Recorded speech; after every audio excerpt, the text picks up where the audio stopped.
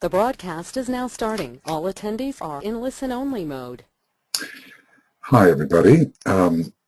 We are dealing now with Esoteric Astrology Adventure number 17. We have been working on the creative hierarchies, a profound subject, difficult subject, and perhaps we will only be skimming the surface in a way, but we'll do the best we can. We worked as far as page 36. I've been trying to list the pages. Really, in our last webinar, we discussed only page 34 and 35, the two creative hierarchy tabulations, and a little bit of 36. We began with some statements about the creative hierarchies. That's where we were ending, rather. These are hierarchies of creative powers, and they are monadic hierarchies. There are three hierarchies which are of profound significance, at least to our planet, and I believe in this solar system. And they are hierarchies 4, 5, and 6 in order. The hierarchy of human monads, the solar angels, and the lower part of the hierarchy, as well as the hierarchy of lunar lords. So somehow we are attempting to relate the sun and the moon. Capricorn hierarchy, number 5, is in a way a solar hierarchy. It has to do with the solar angels, but it does have a lunar aspect to it, apparently, in its lower part, symbolized by the 5-pointed star pointing downward. Then we also discussed the idea that the 4th creative hierarchy is in reality the 9th. The hierarchy of initiates, and 9 initiations lie before the member of the human creative hierarchy, the 4th creative hierarchy. Perhaps of every hierarchy, it could be said that there are 7 stages of form and 9 stages of consciousness represented by the 9 initiations. We now are moving on to point number 4. We are told in a treatise in cosmic fire that in the 9th, 10th, and 11th hierarchies, counting from the bottom upwards, lies the clue to the nature of Agni, the Lord of Fire, the sum total of systemic vitality. Agni is, in a way, the personality nature of the solar logos. It has been said as well that Agni is prominent on our cosmic physical plane, on the monadic, ethnic, and Buddhic planes, but now the clue to the nature of Agni is being taken still higher. And let us see here. What did he say? The 9th, 10th, and 11th give us the clue to the nature of Agni. The 9th, 10th, and 11th hierarchies, counting from the bottom upward, lies the clue to the nature of Agni, the Lord of Fire, the sum total of systemic vitality. Agni is probably even more than that, because Agni is related to the astral body and lower mental body as well of the solar logos, but systemic vitality is the animating energy of the entire cosmic physical plane, and Agni apparently gives us that. So, interestingly, we are dealing with the hierarchies that start with Aries, Taurus, and Gemini, and these are, in a way, abstract signs, the first 3 signs, and apparently are the originating power of Agni as it finds its expression on the cosmic physical plane. Though, as I said, Agni being the personality nature of the solar logos, it obviously has expressions on still higher cosmic planes. It fits very well. The idea of Agni fitting with Aries is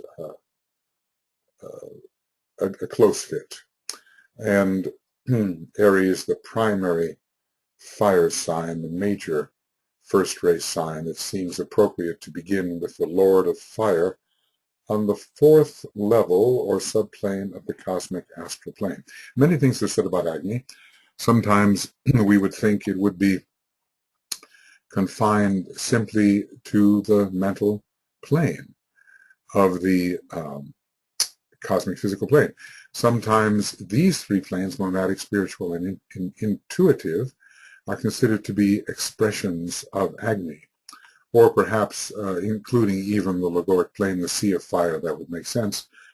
But if we look at still higher planes, we will find that Agni is operative on all these 18 cosmic subplanes, and maybe in a certain sense Agni has power on the higher cosmic mental plane. All of this has to be sorted out. There are different expressions of Agni, the Lord of Fire.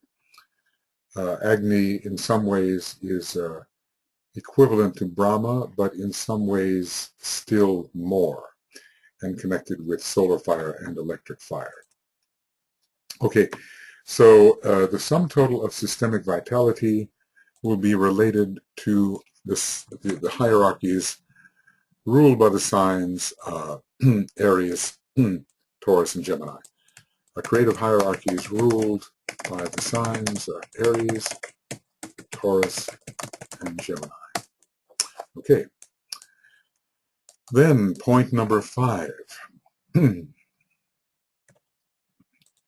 Much light can come to the earnest student through a study of the numbers connected with these hierarchies. Well, okay, we have been emphasizing that fact exactly, that if we use the power of Mercury and a pure reason to relate hierarchies or parts of hierarchies with similar numbers, lines of illumination can appear between these hierarchies, revealing the relationship between their nature and function. The first 5 hierarchies are regarded, we are told, as pure abstractions, although the 5th creative hierarchy is focused on the highest of the cosmic etheric planes, on the cosmic physical plane. So whether it is entirely a pure abstraction yet, or is heading in the direction of becoming a pure abstraction, this is something we can look into with greater care. Hierarchy 1 has the numbers 6, 1, and 7. Well, let's just show this because, after all, we've been seeing this. Hierarchy 1 has the numbers 6, 1, and 7. Yes, sure enough, and a picture's worth 1,000 words. Hierarchy 2 has the numbers 7, 2, and 7, 2, and 6. 7, 2, and 6. There they are. Hierarchy 3, I suppose it goes on to that, has the numbers 8, 3, and 5. Here they are, 8, 3, and 5. Obviously a very intellectual hierarchy. Every one of these numbers can also stand for a kind of ray presence. For instance, if we're looking at the hierarchy of monads, what we find here is a number 6 as well as a number 7. Well, the monads are lords of ceaseless and persevering devotion. There's your number 6.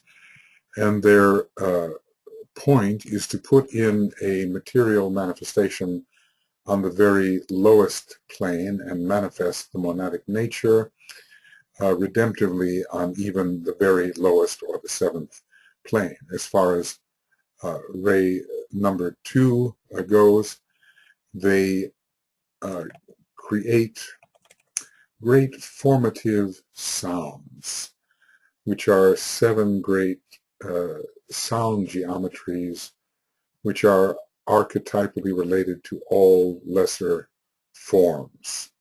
So the 7 great wheels on the monadic plane have to be related to hierarchy number 2 or number 7, depending on how we look at it. And if you want to think about it, these numbers are very significant because we have Jupiter as the ruler of this hierarchy. Jupiter and Virgo. Virgo is the 6th sign. Take a look at that. Virgo is the 6th sign. And Jupiter, its hierarchical ruler, expresses principally rays 2 and rays 7 because Jupiter is a ceremonial planet. So somehow all of these numbers are fitting together and showing intimate, reasonable relationships. Hierarchy number 4 has the numbers 944. That is the human creative hierarchy. Let's see. Okay. Yeah, we're looking at that. And here it is. 9, 4, and 4. And then we're going to see 10, 5, and 3. For the next one, hierarchy 5 has these numbers, also intellectual and will numbers. But the number 1 or 10 has to do with identity. And it is here that self-consciousness, in a somewhat limited sense, is created. So that fits with the 10. And the 5, of course, with the 5th plane and with the idea that these solar angels are great lords of Manas and intelligence, the 5 and the 3, summing to an 8, interestingly. We could probably, what do we have, 8, 9, and 17? This is 18. We probably could do the numerology on the sum of all the numbers. Hierarchy 6, we've discussed some of the numbers. 11, 6, and 2. Here they are, 11, 6, and 2. And hierarchy 7, 12, 7, and 1. There's a kind of consummation there with the 12th sign and the idea that the 12th sign is related to Pisces, which is related to the ocean of matter. The mineral kingdom is involved, and the numbers 1, because it's the first kingdom ascending, and the 7th kingdom descending. So these numbers make sense from that perspective. Okay. It is necessary to take note of this. As in the secret doctrine, reference will be found to the hierarchies under different numbers. So probably we have to study that, which I'm not prepared for us to do at this point. When we take up strictly the study of the creative hierarchies in relation to cosmic fire as well, then we can look at the secret doctrine hierarchy numbers. This serves to conceal, but it will also confuse the student. So DK in this case is trying for us not to fall into a false blind. If he needs to blind a particular subject, he does so, but he doesn't want to induce confusion, or at least he wants to alert us to different numerical systems, numbering systems, which could confuse us. The first 4 hierarchies achieved liberation in the first solar system. Well, was it really the first solar system? It was the first major solar system. In other words, DK tells us there have been 5 solar systems, and we are in the second major solar system. The previous one was the first major.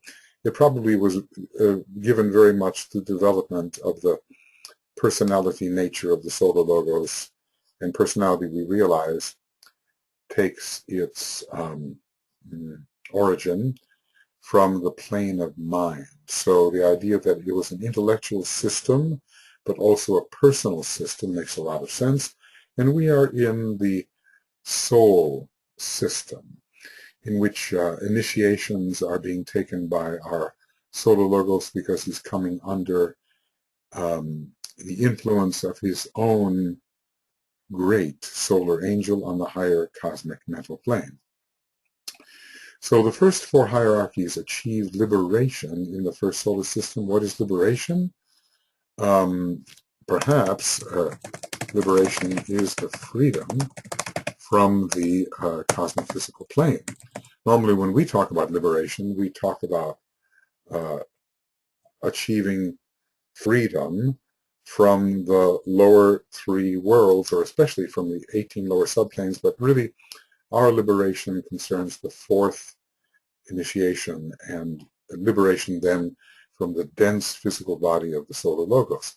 I think liberation for these other hierarchies looks like liberation from the cosmic etheric physical plane, liberation from the solar system, the solar systemic expression of the solar logos. He's still very much active within the body, astral body of the solar logos, but not within his system per se.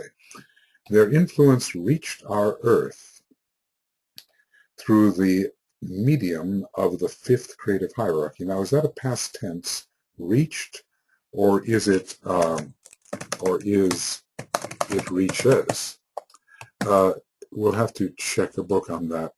Sometimes there are typos in this AABCD ROM, and they occur in strange places. They still do have influence. They are liberated. But remember, the fifth creative hierarchy is partially unmanifested, partially liberated, apparently, and so has its place of focus on the highest of the cosmic etheric planes, i.e. the logoic plane. And there is a way thereby where it can bring into the cosmic ethers that part of cosmic desire which the first four hierarchies represent. And we're on page 37. Boy, are we making progress. Okay. These are therefore related to the four rays which work as minor rays of attribute under the great major third ray of active intelligence. So I think he's talking about all five of the liberated or almost liberated creative hierarchies. These, because we do have the first of the liberated creative hierarchies being ruled by the great third ray of active intelligence. Associating Pisces with active intelligence, well, Pisces is the ocean of matter, and matter is ruled by the intelligence aspect. So I think a great deal of what goes on within the substance of the cosmic physical plane is directed from this first creative hierarchy, the first unmanifested creative hierarchy. The ray is ray 3, and one of the keynotes on the clockwise wheel for Pisces is go forth into matter. So the connection of matter substance with Pisces is very strong, and probably also the passivity of matter is related to the passivity of Pisces. Perhaps this great third ray working through the first of the creative hierarchies is related to the substance of the previous solar system, which is ruled by the third ray, not the second, and therefore this hierarchy is related to that which occurs within the dense physical body of the solar logos, which is inherited from his previous solar system. So we're talking about the third, fourth, fifth, and sixth rays in relation to these liberated, or in one case, almost liberated hierarchy. Pisces, okay, well, this becomes interesting.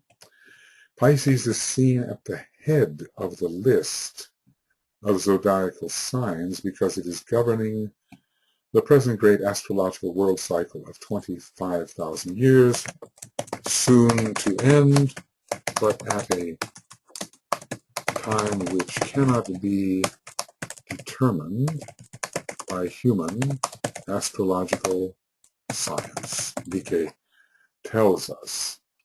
And then you kind of wonder whether we would move up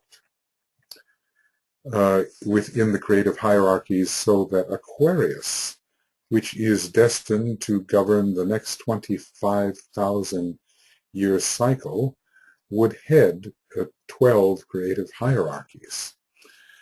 And we wonder what would happen to the lowest of the creative hierarchies, whether there would be an etherealization of matter in our solar system in such a way that the very lowest aspects of matter would disappear. Although it does seem to me that the etheric nature of our solar system will not disappear. And probably that etheric nature will still be active in the next solar system. It doesn't seem quite reasonable that the astral plane will be the lowest plane in the next solar system. Could be, but I think something of the etheric physical nature will be transferred over into that system, especially since it will be ruled by Ray 1, and Ray 1 has to have a lower correspondence in the etheric physical nature, at least in the etheric part of it. In any case, it's very interesting that it heads the list, the Pisces hierarchy heads the list, because it's presently active. We are almost, however, at the end of that great age, and the implications from decay is that the 25,000-year Aquarian cycle will begin rather soon, and I think before we leave the 2,500-year Aquarian cycle, which we know, according to one of the decay letters, is beginning in the year 2117, at which point the vernal equinox will reach the 30th degree of Aquarius, however that may be measured. Okay, so Pisces is still important, and even though we may fade out of the age of Pisces and its influence may entirely disappear in the 21st century, as DK tells us, the sixth ray influence disappearing a bit later, perhaps by the year 2130 or somewhere there, that even though that Piscean influence may disappear, there may be a bit of a hangover of the Pisces influence for some hundreds of years later, due to the fact that the 25,000-year Pisces cycle may not have expired.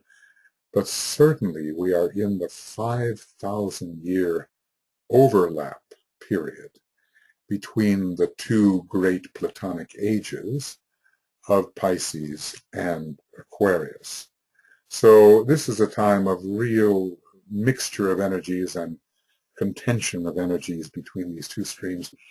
We can feel it on the lesser 2,500 years cycle as Pisces contends with the emerging Aquarius, perhaps ever since the time of Sir Francis Bacon, who was the archetypal Aquarian, as Master R, and had in his horoscope an Aquarius Sun, an Aquarius Ascendant, and Mercury rising in Aquarius, very Aquarian.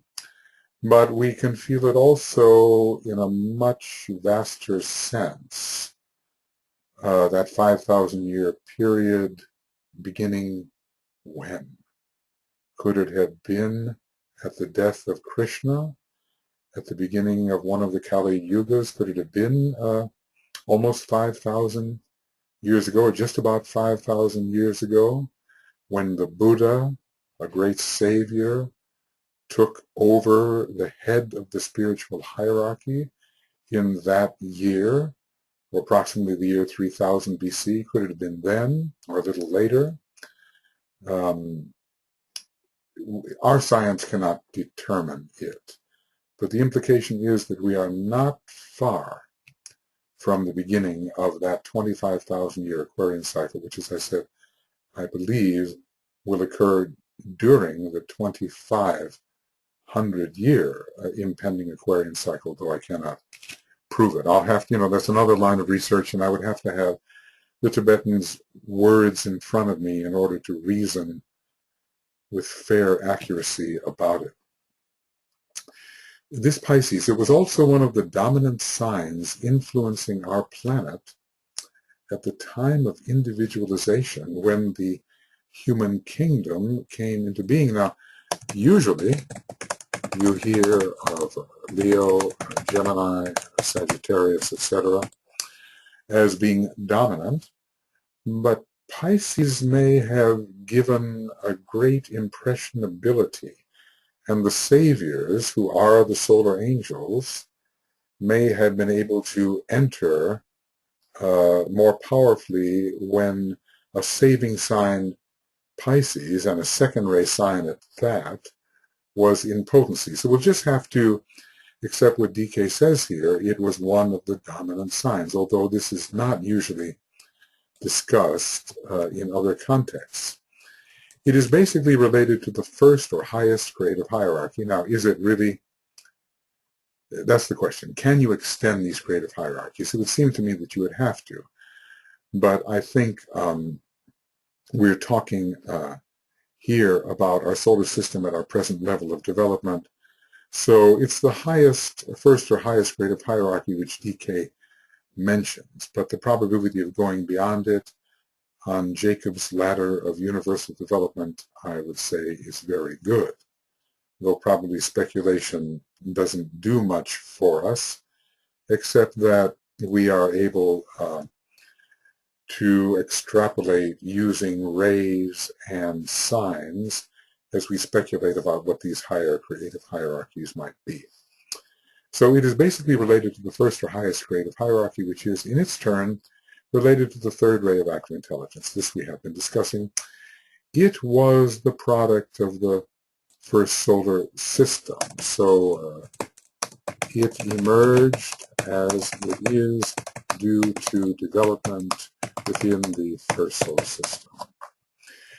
He calls it the first solar system, but we have to remember it's the first of the major solar systems. The development of illumination through an awakened intelligence is the first goal of humanity, and this is the hierarchy which has priority. And let us see here, what illumination has to do with the picture, because illumination, I think, is very connected with the Taurus hierarchy, but definitely on the third subplane of the cosmic astral plane, the factor of intelligence and illumination would be strong because it's such a mental position. And intelligence is found all the way through in terms of the rays that are ruling. So we achieve illumination by sensitivity to the higher energies which are expressing already in the world of light. And Pisces gives us the sensitivity to those higher dimensions. Pisces gives sensitivity to the dimensions where in illumination already, oh gosh, the spelling exists. Sensitivity, okay. All right, well, you see, we can maybe say a few things, but there is extraordinary depth to what the DK is talking about. Obviously, we as monads that are in the manifesting creative hierarchies are not really to be considered products of the first solar system. But, you know, here we would have to say that these liberated lives achieved individualization in the first solar system. But then, you know, think of it, even some human beings who are the nomads wandering on the third and fourth ray into our solar system achieved individualization and some degree of self-conscious development in the first solar system. So the question of what it means by the product of, it could be individualization, could be that. Certainly if the solar angels were men in the first solar system, first major solar system, they achieved individualization there. The question is, did these higher hierarchies also achieve individualization there, or possibly in earlier solar systems? All right. Let's move on here to what DK continues to say. The fifth creative hierarchy, also numbered 8, is on the verge of liberation. This we have been discussing. It is peculiarly connected with the 10th creative hierarchy, which is the 5th of the manifested creative hierarchies, and with the constellation Capricorn, and with the human personality, which veils and temporarily hides the Christ principle behind both form and mind. Well, think about this. The sign Cancer, which is veiling the Christ, is very much connected with the lunar vehicles of man, which these lunar vehicles comprise his personality. The sign Capricorn usually gives liberation from that personality, but at the same time there is a certain density of this sign, Capricorn, which leads to the sense of separative personality. The principle of separation can be very strong in the lower type of Capricorn because it rules concretion, and when you have concretion, you don't have that flow between a unit through a subtle membrane connecting it to other units. You have isolation, solidification, concretion. So I also explained that the 5th almost liberated hierarchy is ruled by Neptune, and the 5th or 10th hierarchy, which is manifested, is ruled by Venus, and Neptune is the higher octave. So this human personality is very much involved with the Cancer-Capricorn polarity. And I'm trying to think about, that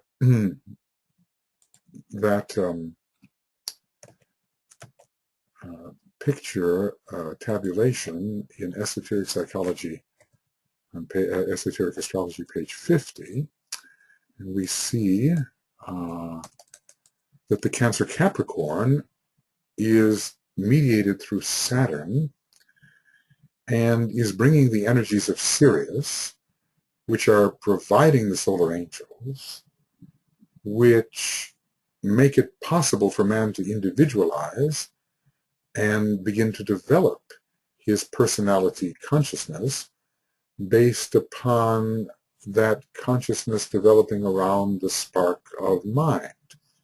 So we do see here definitely a connection with individualization and the 10th creative hierarchy, and with the constellations Cancer and Capricorn contributing to that sense of distinctness.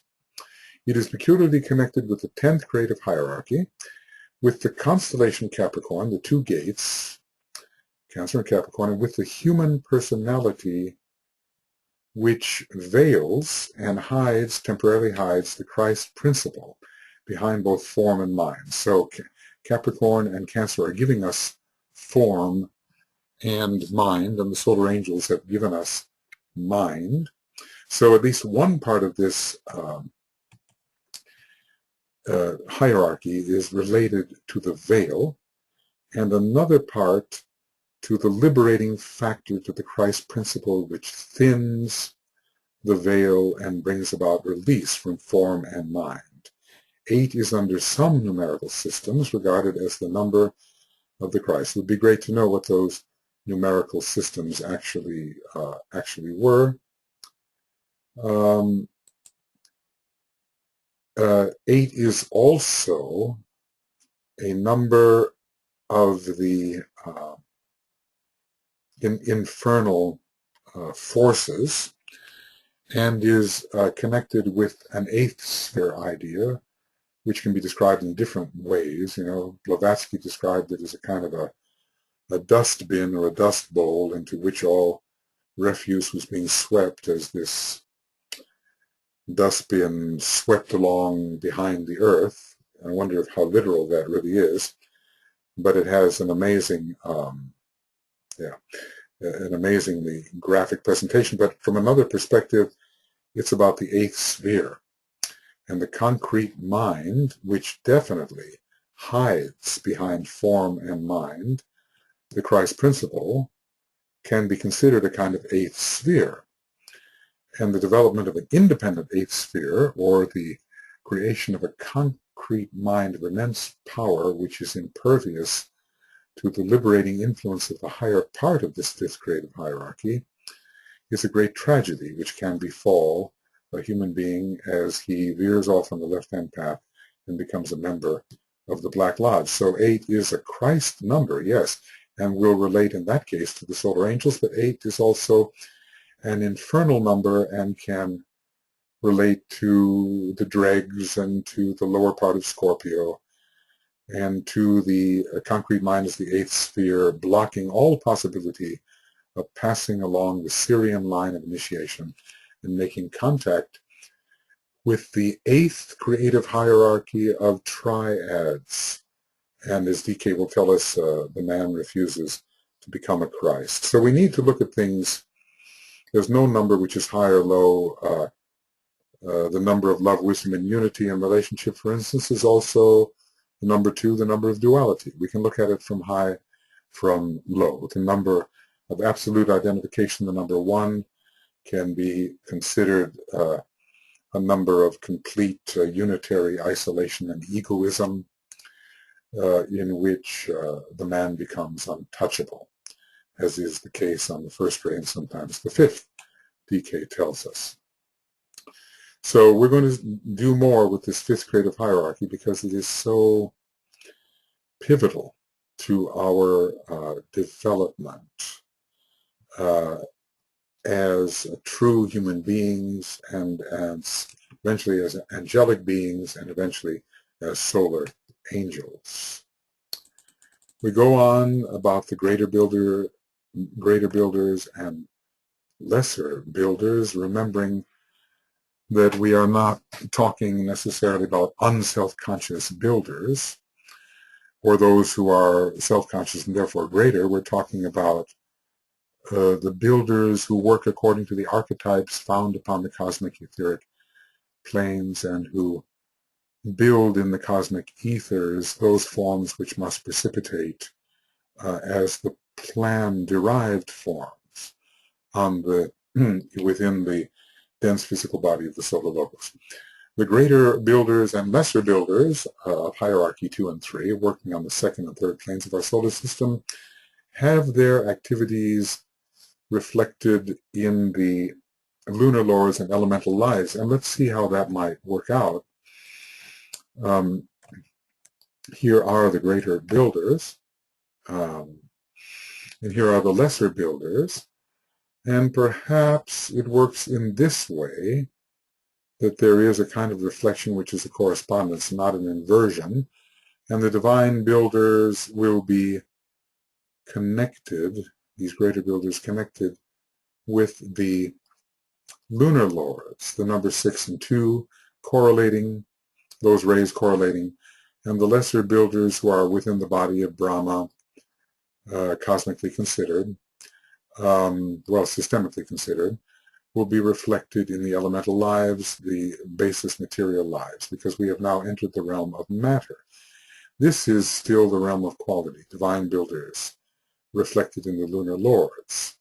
But once we touch the lesser builders, we have entered systemic Brahma. We're in the realm of matter, and that is reflected in the lowest of the creative hierarchies, the elemental lives.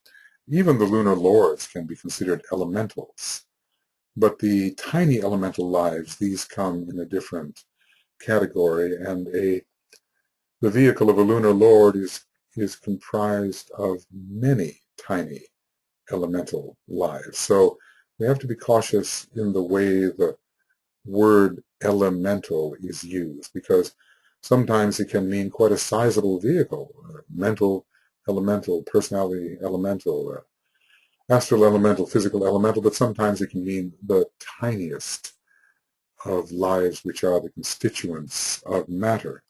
Maybe the tiniest elemental life of all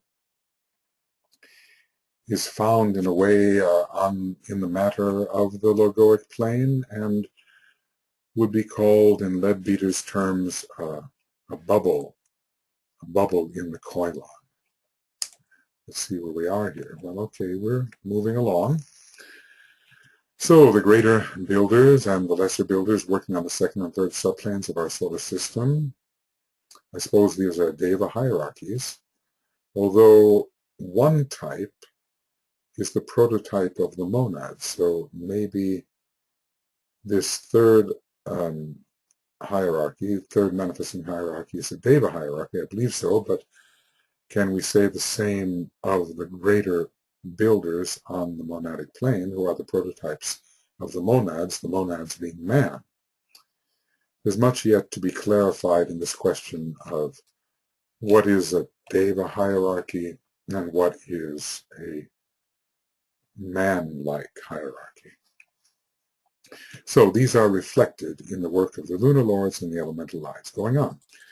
You will note that the human hierarchy on chart 944, that's the way it looks, it's chart 944, okay, the human hierarchy, not necessarily the human kingdom, because there are many kingdoms in the same hierarchy. You could even wonder, from some perspectives, whether the mineral, vegetable, animal kingdoms, as well as the human, are found in the fourth creative hierarchy. Certainly the kingdom of souls is found there, and maybe even the kingdom of planetary lives. This is really a different way of looking at the kingdoms, as if they all are based upon a monadic focus on the monadic plane of the cosmic physical plane. So anyway, you will note that the human hierarchy is assigned no particular element, as it has to fuse and synthesize them all. So we are working with the four elements. We are working on the cross. The four elements present to us one of our crosses. And we can see that in any one of the astrological triplicities, we will have fire, water, air, and earth. Well, let's take a look at the cardinal group, or quaternaries, rather. We have Aries, fire, square to Cancer, water, square to Libra, air, square to Capricorn, earth. So working with the elements presents us with a great challenge, because they are located in a way square to each other and have to be synthesized, reconciled. Now, if you have a cross, let's cross like this, we have to go to the center of the cross to find the point of reconciliation and lift that center into the number 5 before it becomes a point of synthesis. So as we are tested on varieties of the cross, and this factor of fusing the elements in a great conflicted situation is part of the great tests of initiation under Scorpio. We remember that under Scorpio, the first 3 initiations minimally occur, and if Scorpio is active at the 4th initiation of death, then its peculiar testing potency is no longer what it was for the first 3 initiations. Makes sense, because Scorpio is the major 4th ray sign, at least at this time, and so naturally Scorpio would be related to the cross. Scorpio related to the cross. And to all of our testing on various crosses. We do have various crosses, and we are tested on them. We have the cross of experience, the common or mutable cross, which the elements of which in that quaternary are all in square or opposed to each other. We have the fixed cross of the soul, which gives us our awakening as a soul and our liberation as a soul from matter. And we have the cardinal cross, also a great square and opposition configuration. giving us higher planetary, systemic, and even cosmic development. So we do see that we, the human kingdom, have to rise above the cross into the number 5, in a sense, into the kingdom of souls, into the sign Leo, which is the most human of all the signs, into the way Leo represents mastership. We have to master the elements. We're crucified on the cross. We rise above it. Perhaps the very point of synthesis at the center of the cross in a way represents the 4th initiation, and it spirals up to the pyramid, which is one of the great symbols of the 5th initiation. And number 12. This chart is drawn up in relation only to the 4th creative hierarchy. Now this is important. This question I've been asking, the human. It is not drawn up in relation to the other planetary manifestations. We wonder what that would be. This is telling us something about how all of these creative hierarchies are working in relation to human development, but it still may relate to humanity as found on other planets. So even though the perspective is not that of the development of any of these other creative hierarchies, and man occupies a central position here, this is not to say that the charts that are drawn up have only to do with the manifestation on our planet, though I think somehow it has particular relevance to manifestation, human manifestation on our planet. After all, it's the only planet on which we really understand anything about human manifestation, even though we are told there are humanities that have developed on Venus and Mercury and Vulcan and the Earth. He talks about the present humanity on Vulcan, 2/5 of which have achieved when only 1/5 of our humanity has achieved, and seems to point to Venus as a field in which all the human units have achieved and possibly become Buddhic. All right. Now, wow, we have made it from page 36 to 38. We are really speeding along here. The chart has been compiled from a very limited stock of knowledge that has thus far been revealed on the subject, and it is as correct as possible under the circumstances. Well, this certainly answers my question, doesn't it? This is not from DK's direct dictation, but from that which has been available. And therefore, there are probably, some holes in this chart and incompleteness and methods of describing things which are perhaps not pristine, and some possible lines of confusion or provocation. When I see on this chart that the solar angel is connected directly with the human hierarchy, immediately we want to know what it is. Why does he describe not the human, but solar angels, Agni, Vatas, and their Buddhic connection?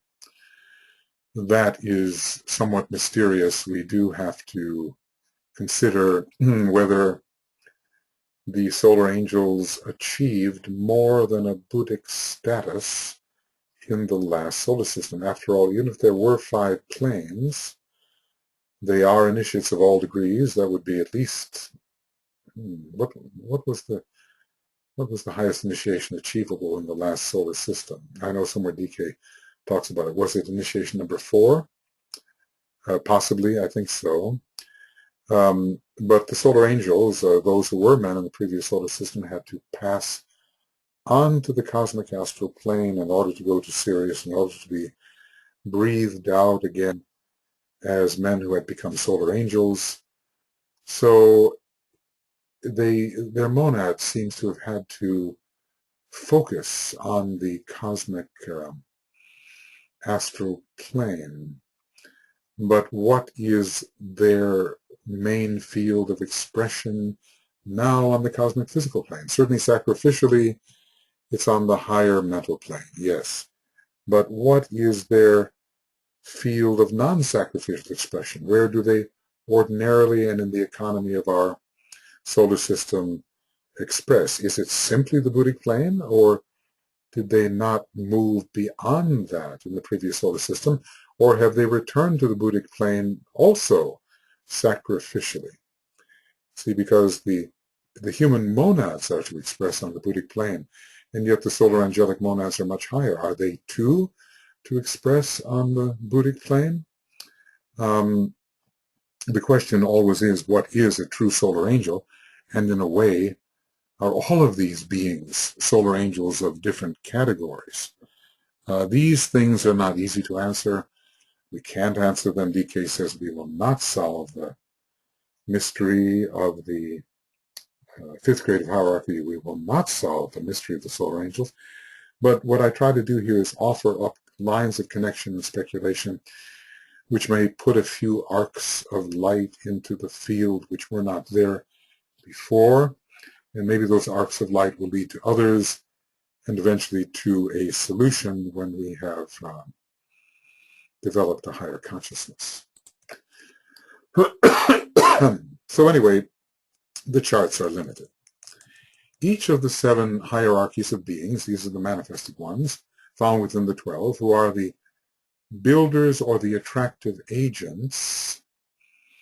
In other words, they are monads with attractive power that attract different types of matter and form around them, are in their degree intermediaries.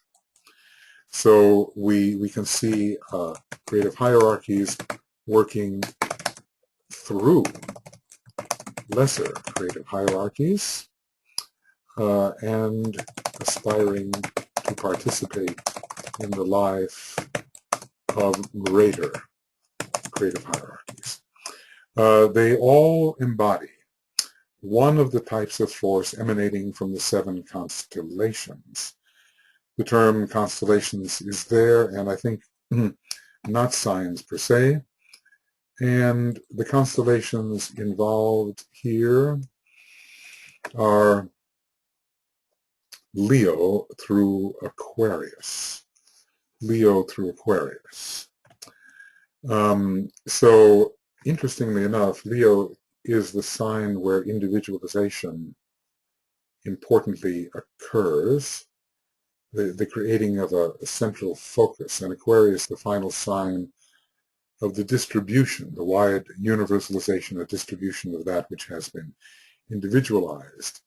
It finds its place within the group ruled by Aquarius. So they have intermediary work. We're not going to have time to say too much about it. Their intermediary work is therefore dual. Let's see. They are mediators between spirit and matter. Now, does that mean that the monads per se are the mediators because all the creative hierarchies are mediators, or are we looking at the monads plus the form creating the being? And do we look at spirit as related to life expression on the higher planes and matter as related to life expression on the cosmic physical plane? In any case, they are mediators between the spirit and matter. Certainly the solar angels are that, very definitely so. They occupy that kind of function for man. They stand between his monadic triadal nature and his material nature, and maybe all of the hierarchies in some ways are mediating between that which for them is spirit and that which is lower than they are as matter. And these hierarchies as well are transmitters of force from sources extraneous to the solar system to forms within the solar system. The creative hierarchies are actually building the forms within the solar system.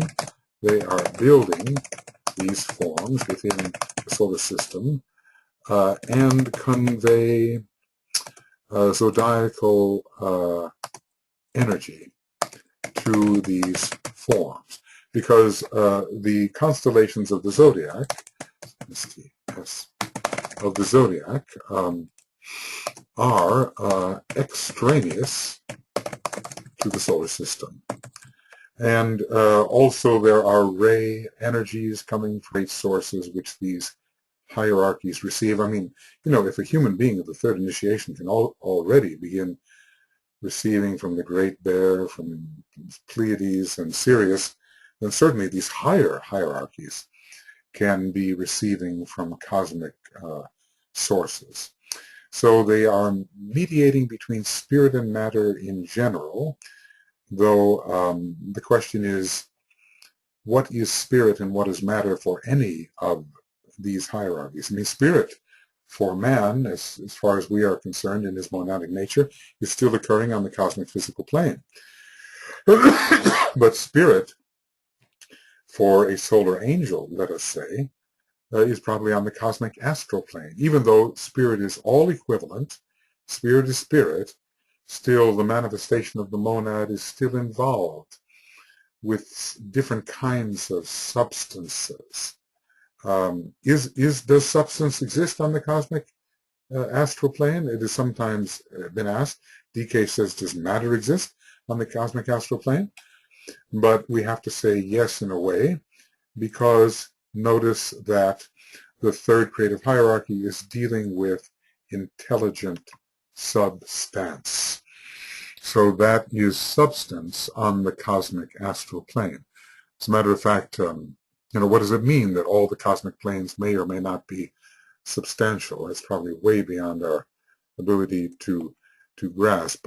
Can they be substantial without being prakritic, or made of units of matter? Well, that's off into another direction, which it probably is not a good idea to pursue at this time.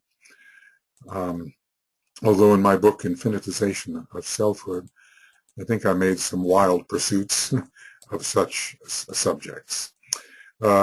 Each of these groups of beings is likewise septenary in nature, in terms of form at least, and maybe ninefold in terms of consciousness. And the 49 fires of Brahma are the lowest manifestation of their fiery nature. Each group may also be regarded as fallen in the cosmic sense because involved in the building process, or the occupiers of form of some degree of density or another on the cosmic physical plane. On the cosmic physical plane. Well, I'll tell you what, we're at the point now where we have to end our Esoteric Astrology Adventure number 17. And so this is the end of EAA 17. We've made it to page 38. Well, I have to say maybe the tortoise will win the race. This is the 29th of June in 2011. And now together we will use and say the great invocation. Well, all I have to do is find it, right? Right. So we'll just say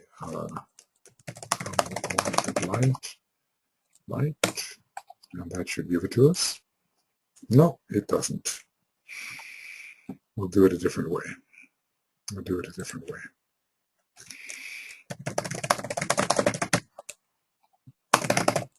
All right, that'll do it. And we together use the great mantram of light and power, which is our greatest instrument for contributing to the reappearance of the Christ.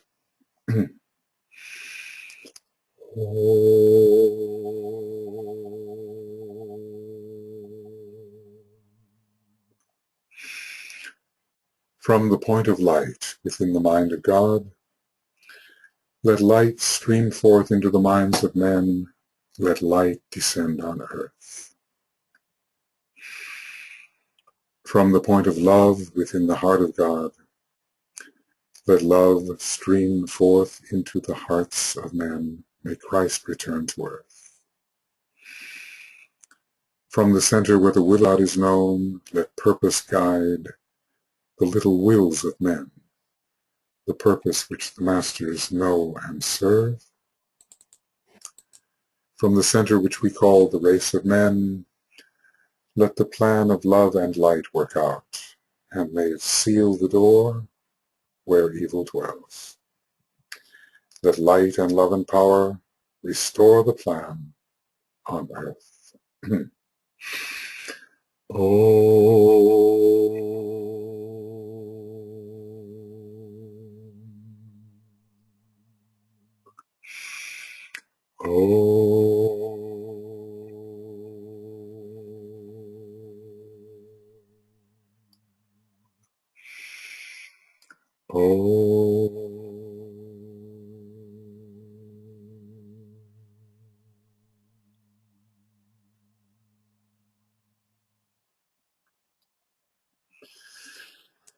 Okay, everyone, thank you.